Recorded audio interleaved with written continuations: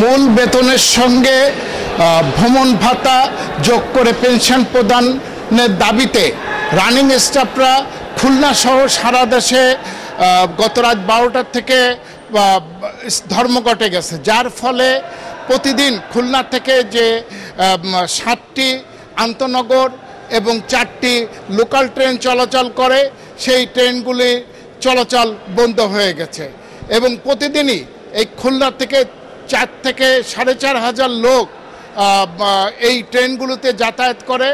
তারা অনেকেই এই ধর্মঘটের বিষয়টি অবগত না থাকায় তারা রেল স্টেশনে ভোরবেলায় এসে এক বিড়ম্বনার শিকার হয়েছে।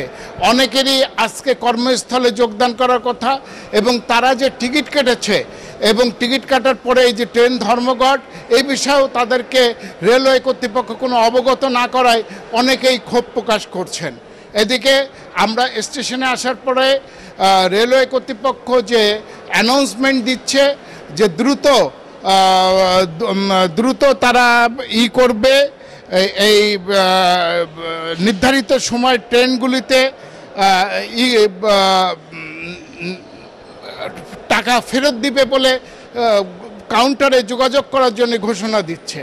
কিন্তু যাত্রীদের বক্তব্য যে রেলওয়ের মতন একটি দায়িত্বশীল প্রতিষ্ঠানের উচিত ছিল এই ধর্মঘট সম্পর্কে যারা টিকিট ক্রয় করেছে, যেহেতু তাদের মোবাইল নম্বরটি আছে, তাদেরকে মেসেজ করে জানিয়ে দেওয়া।